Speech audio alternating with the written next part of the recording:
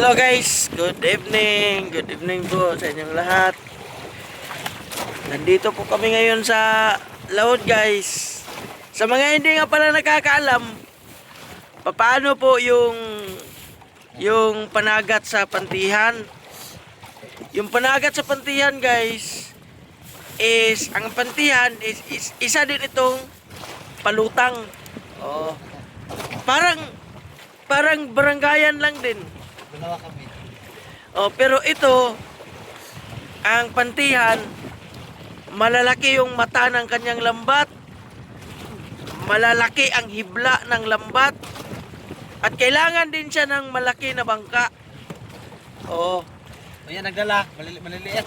pero yung magdala, pwedeng maliit, pwedeng malaki. Ayan, basta marunong lang.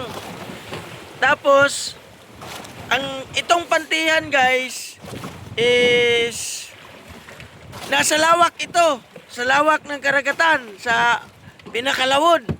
Katulad sa amin ngayon, nandito kami 13 milyas mula doon sa amin, doon sa Bukana, doon sa amin 13 milyas. Kung wala lang mga buya doon sa dati naming inaaryahan na umaabot ng 15 milyas, 17 milyas, 20 milyas, doon sana kami. Mas maganda kasi sa isang pantihan or palutang na nandoon siya sa lawak. Ang season ng palutang guys is amihan. Kapag amihan, yun yung pakuha ng palutang. Sabi ni Buboy, paldo. O, katulad sa amin, paldo. Kasi season ngayon ng palutang. Kadalasan nagsisimula kaming maglawod guys.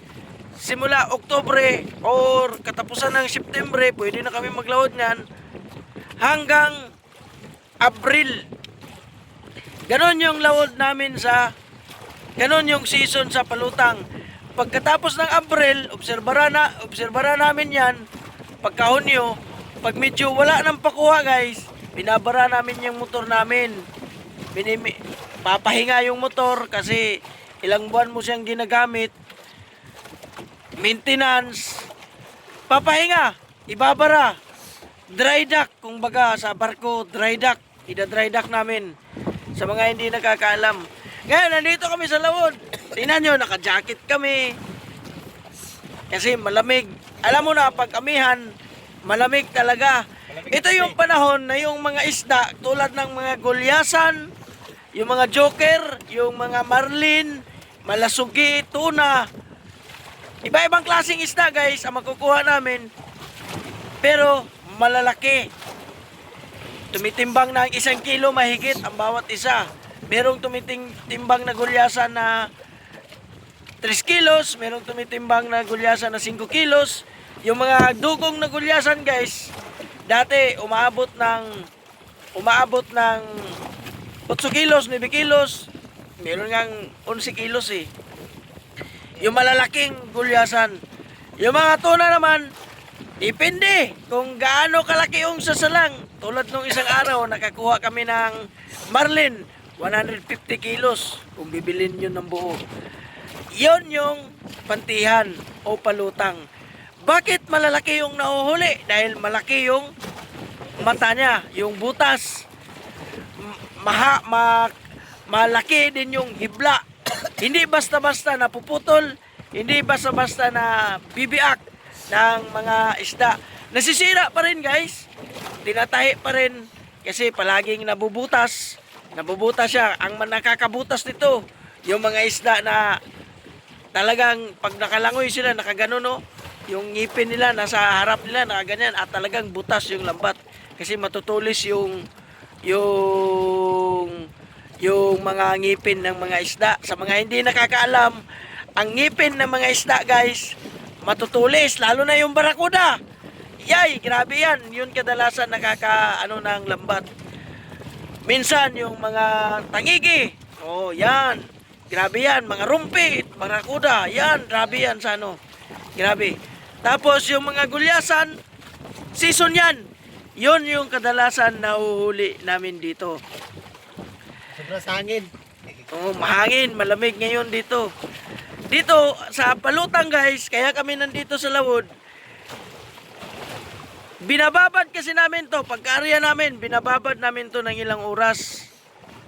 Minsan yung iba binabatak nila yung kanilang lambat, kinakarga nila kinukuha na nila yung kanilang lambat galing sa pagkalatag. Pag may buwan na, yung lalabas na yung buwan sa gabi, doon kinukuha niya. Pero kami guys, isang beses lang kami, minsan alas 2 ng madaling araw, alas 3 ng madaling araw namin binabatak. Meron ding iba na nagpapalutang, katulad dito sa amin, 2 beses silang nagbatak guys. 2 beses din silang mag-arya Iba na yun. sa isang gabi. Kasi, sabi nga nila, masisira yung isda. Kami naman guys, isang beses lang kasi nagdadala lang kami ng yelo. Pagkakuha namin ng isda, minsan yung iba, yung sumasalang ng maaga, minsan medyo laspag na. Pero ang ginawa namin, hinahabol namin sa yelo. Nihiluhan namin siya. Malalaki yung huli namin dito guys. Hindi kami nakakahuli ng maliliit na mga isda. Hindi katulad ng barangayan. Ngayon, dito, habang nandito kami sa laot, habang naghihintay kami, nakalatag yung lambat namin guys, dito lang kami sa Lawod. Nagpalutang-lutang dito. Minsan natutulog. Pero hanggat maaari, hindi kami natutulog dito guys. Hanggat maaari. Dito na rin kami nagluluto. Dito na rin kami nagsasaing, nagkakape. Talagang may baon kami dito guys. Meron kaming lutuan. Meron kaming mga kawali. Kompleto kami dito. May bigas. May stock. Meron akong chip cook. O, katulad niyan. Chip cook natin. O, si Boboy.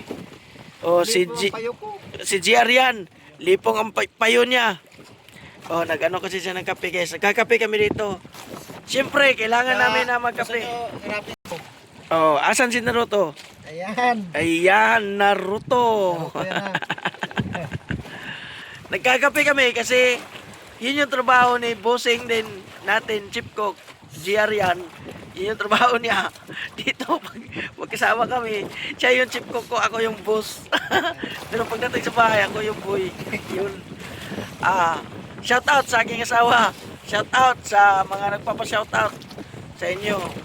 Magpa-shout out kayo. Isa-shout out ko kayo. Ayun, nagkakape kami, tapos mamaya kakain naman kami ng hapunan, magluluto kami, ngayon nagsasaing si Bubo. Sa amin guys, yung kala namin guys, uling gamit namin dito. Gasol. Yung iba naman, yung gamit nila super kalan. Sa amin, uling lang.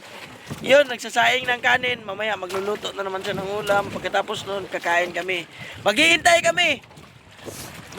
kami ng, minsan binababad namin yung aming lambat ng 6 na oras, 8 oras. Kasi nag-arya kami guys, matapos kami nag-arya, katulad kanina, natapos kami alas 6. Magbata kami, alas 3, alas 2 ng madaling araw. Bibilahin natin, alas 6, alas 7, alas 8, alas 9, alas 10, alas 11, alas 12. Launa, alas 2, alas 3, 9 na oras, binababad namin yung namin, maximum. Malakas dito. Talagang iba yung alon ng Pantihan, Palutang guys, kaysa mga baranggayan, mga labay-labay. O, iba yung alon.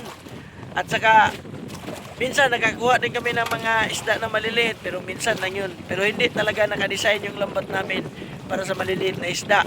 Ang lambat talaga namin para sa malalaking isda guys.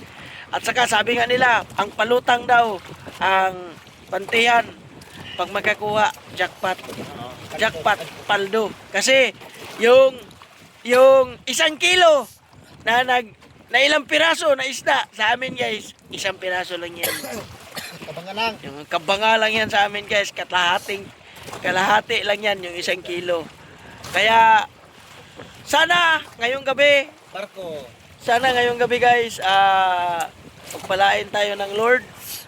Bibigyan tayo ng isda ni Lord.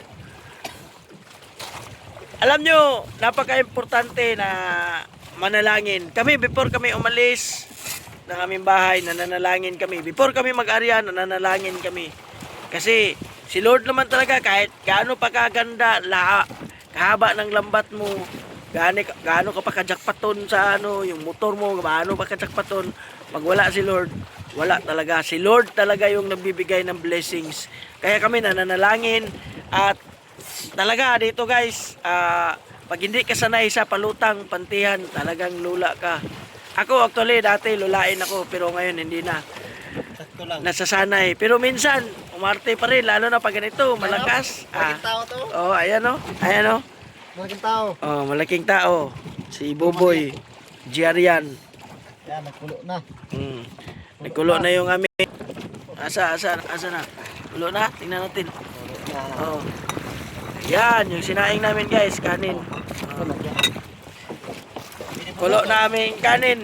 Pero kami, bago kami kakain, kape muna kami kasi malamig, grabe. Pag hindi ka talaga sanay dito. Salamat ka pala sa mga nagsusubaybay sa amin, sa aking YouTube channel. Maraming salamat. God bless you. Patuloy mo nyo pong suportahan yung ating channel kasi malaking bagay yan. Talaga ako, sinisipag ko. Si-share ko din sa inyo yung aming mga karanasan dito. Kung tingnan nyo guys, madilim. Wala kayong makikita dyan. Maliban sa ilaw ng aming motor. Oh. Yan. Maliban sa ilaw ng aming motor guys. Yun lang yung makikita mo. Yan. Oh, ilaw. Oh, yun lang yung makikita mo. Pero ang palibot, wala ka makikita. Madilim talaga yan. Oh, langit. Mayroong mga bituin dyan. Pero, palibot guys. Meron ka makikita ng mga medyo aninag doon, mga pangulong yan, mga ilaw ng pangulong. Wala ka talaga makita tulad niyan. Kaya napaka-importante talaga ng panalangin. Si Lord nang bahala sa amin dito. Pinag-pray namin tong lambat namin na sana bukas makakakuha. Si Lord nang bahala guys. Mamaya magbata kami. Basta ganun yun sa palutang. Dapat sa palutang magdala kayo ng termos, yung kape, asukal, lahat dalhin nyo na. Basta palutang kasi dito nagbababad kayo ng lambat. Babad yung lambat dito sa palutang. Ganito yung sa palutang guys. Sa mga hindi pa nakakaalam ng palutang, ganun yun. Binababad yung lambat ng ilang oras. Kahit sinong isda na sasalang dyan, maliit o malaki, basta sasalang, kuha mo yun. May mahuhulog, may hindi nahuhulog. Pero kadalasan, kuha talaga. Oh, kita nyo naman sa aking mga video, di ba? Maraming salamat guys! God bless! Patuloy nyo pong suportahan nyo aking channel, Search Your Channel. Please support, subscribe. Sa mga hindi pa nakasubscribe, please subscribe, like, and share your comment. Maraming salamat!